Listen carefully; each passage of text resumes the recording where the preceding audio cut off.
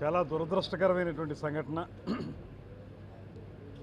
రాజమండ్రి పరిసర ప్రాంతాల చరిత్రలో ఈ రకంగా పాలు కలుషితం అవడం వల్ల ఇంతమందికి ఇబ్బంది జరగడం అనేది మొట్టమొదటిసారి జరుగుతూ ఉంది. దీనికి ఆ పాలు సప్లై చేసినటువంటి వ్యక్తి కొన్ని జాగ్రత్తలు తీసుకుని ఉంటే ఈ ఇబ్బంది ఉండేది కాదనేటువంటిది ప్రాథమికంగా మనకు లభిస్తున్నటువంటి సమాచారం. ఇప్పుడే కిమ్స్లో 8 మంది ఉన్నారు, వారిని చూడడం జరిగింది.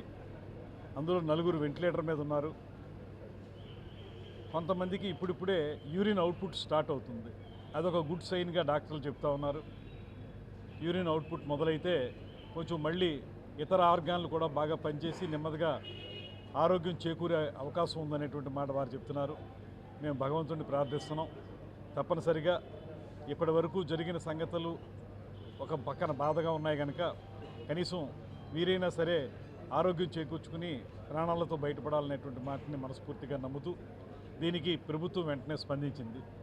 జిల్లా యంత్రాంగం, కలెక్టర్ గారు కానీ, మా డిఎంఎన్హెచ్ఓ కానీ వీరందరూ కూడా వెంటనే దీని మీద చర్యలు తీసుకుని ఎలా జరిగింది ఇది అనేటువంటి కోణంతో పాటు వీరికి వెంటనే చికిత్స అందించేటువంటి కారణాలను కూడా చూడడం జరిగింది.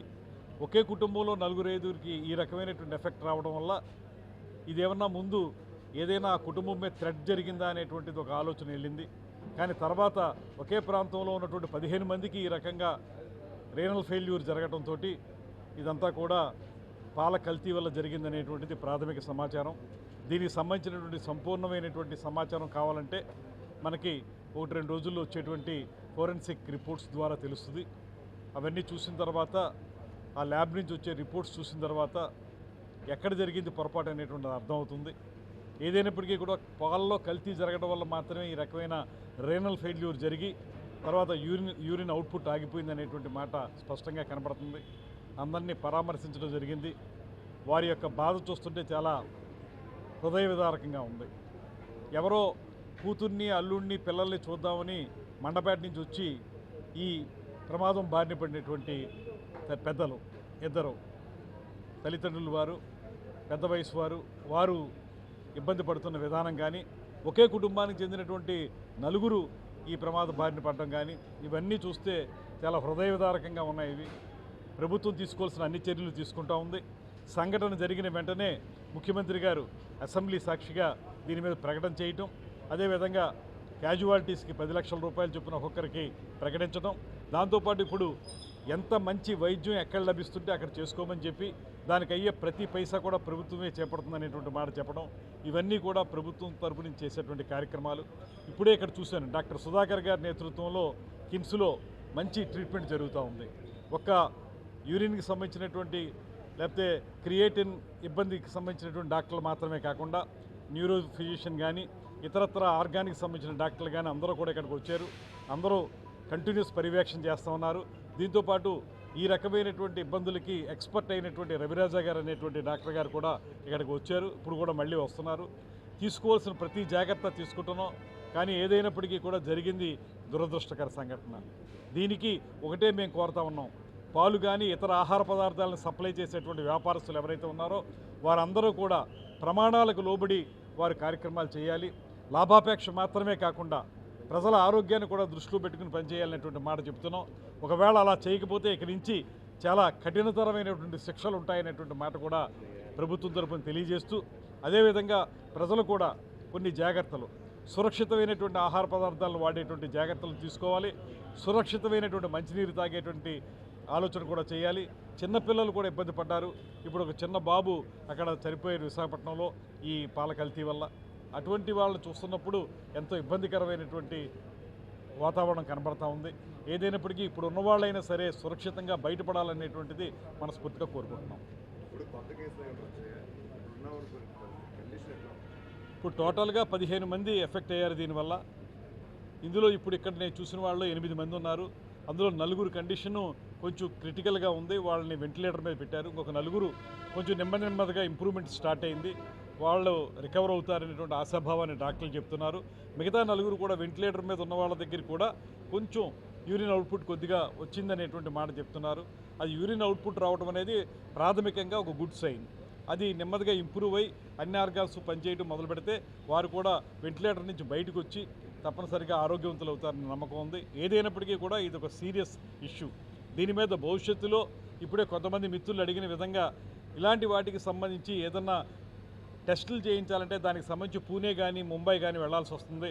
అలా కాకుండా ఇక్కడే ఉభయ గోదావరి జిల్లాల్లో పాడి పరిశ్రమ కానీ ఇతరత్ర ఆహార పదార్థాలకు సంబంధించినటువంటి ప్రాసెసింగ్ కానీ ఉంది కనుక ఇక్కడ ఏదైనా ఒక సెంటర్ను అలాంటి దాన్ని నెలకొల్పితే వెంటనే రిపోర్ట్స్ వస్తాయి, దాన్ని బట్టి ట్రీట్మెంట్ మార్చడానికైనా అవకాశం ఉంటుందనేటువంటి మాట కొంతమంది సజెస్ట్ చేశారు. ఆ విషయాన్ని తప్పనిసరిగా ముఖ్యమంత్రి గారు దృష్టిలో పెట్టి ఒక అవకాశాన్ని తీసుకుని అలాంటి ప్రయత్నాన్ని ప్రారంభిస్తామనేటువంటి మాట తెలియజేస్తున్నారు.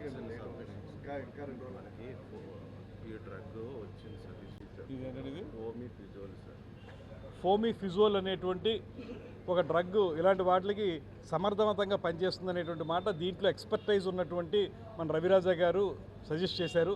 దాన్ని తీసుకొస్తున్నారు. ఆ డ్రగ్ను వాడడం ద్వారా ఇంకొంచెం మెరుగైనటువంటి ఫలితాలను సాధించడానికి ఒక ప్రయత్నం జరుగుతూ ఉంది. 10 గంటలకు ఇప్పుడు మీరు రవిరాజా గారు కూడా వస్తారు. ఆయన వచ్చిన తర్వాత ఎలా అడ్మినిస్టర్ చేయాలి ఆ మందుని అనేటువంటి దాన్ని వారు చెప్తారు. దాని ప్రకారం ముందుకు తీసుకెళ్తే ఇంకొంచెం మంచి ఫలితాలు వస్తాయని నమ్ముతున్నాం. ఇది ఇప్పుడు నేను తొలి రోజు నుంచి కూడా కలెక్టర్ గారితో రెగ్యులర్గా మాట్లాడుతూ ఉన్నాను. కలెక్టర్ గారు కూడా చాలా ఎఫెక్టివ్గా దీని మీద వెంటనే స్పందించి ఏమేం చేయాలో అవన్నీ చేస్తూ ఉన్నారు.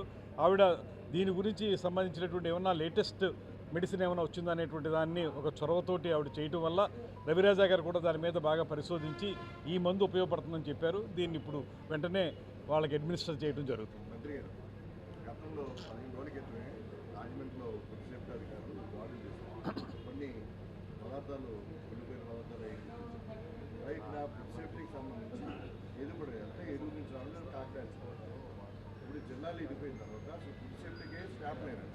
మున్సిపాలిటీ వరకు కూడా సమాచారం లేకుండా ఇప్పుడు తనిఖీలు చేస్తారు. అసలు ఏంటి సిస్టమ్ ఏంటి ఫుడ్ సేఫ్టీ గురించి ఏంటి? దీని మీద ఒక ప్రత్యేకమైనటువంటి కార్యక్రమం చేపట్టాల్సిన అవసరం ఉంది. ఫుడ్ సేఫ్టీ అనేది ఈ మధ్యకాలంలో చాలా విమర్శలకు దారితీస్తున్నటువంటి అంశం. అయితే ప్రభుత్వం ఈ విషయాల్లో చాలా ప్రత్యేకమైనటువంటి చొరవతో పనిచేస్తూ ఉంది. కొన్ని కఠినతరమైనటువంటి నిబంధనలు కూడా పెట్టింది. అయినప్పటికీ కూడా ఈ రకమైనటువంటి అడల్ట్రేషను పొల్యూషను జరుగుతూ ఉన్నాయి. వీటి మీద మరొకసారి ముఖ్యమంత్రి గారితో మాట్లాడి ఈ కోస్తా జిల్లాల్లో ఏ రకంగా దీన్ని ముందుకు తీసుకెళ్ళడానికి అవకాశం ఉంటుందో చూస్తాం. దాంతోపాటు మళ్ళీ చెప్తున్నాను నేను, ఎవరైతే ఆహార పదార్థాలు లేకపోతే మంచినీరు లేకపోతే పాలు ఇటువంటివి సప్లై చేసేటువంటి వ్యాపారస్తులు ఉన్నారో వారందరికీ కూడా క్లియర్గా చెప్తున్నాం, ఎటువంటి పరిస్థితుల్లో మీరు నిబంధనలు అతిక్రమించి మీ వ్యాపారాన్ని కొనసాగిస్తే మాత్రం మీకు కఠినతరమైన శిక్షలు ఉంటాయి, జాగ్రత్తగా ఉండండి అనేటువంటి హెచ్చరిక చేస్తున్నాం. అదేవిధంగా ప్రజలు కూడా ఈ విషయంలో శ్రద్ధ వహించి సురక్షితమైన విధానాలను అవలంబించాల్సిందిగా కోరుతున్నాం. వారికి ఎలాంటి లైసెన్స్ విధానం లేదు కదా, ఎవరు పడితే పాల వ్యాపారం చేసుకున్నారు, సౌండ్ తీసుకొస్తున్నారు. దీని మీద ఇప్పుడే అసెంబ్లీలో కూడా ముఖ్యమంత్రి గారు చెప్పారు కనుక ఒక ప్రత్యేకమైన సమీక్ష జరుగుతుంది. ఈ అన్ని అంశాల మీద ఏ రకమైనటువంటి కార్యాచరణతో ముందుకు వెళ్ళాలనేటువంటిది తయారు చేస్తాం. తప్పనిసరిగా రాబోయే రోజుల్లో ఇబ్బందులు లేకుండా ఉండడానికి చూడడానికి అవసరమైన అన్ని చర్యలు తీసుకుంటాం.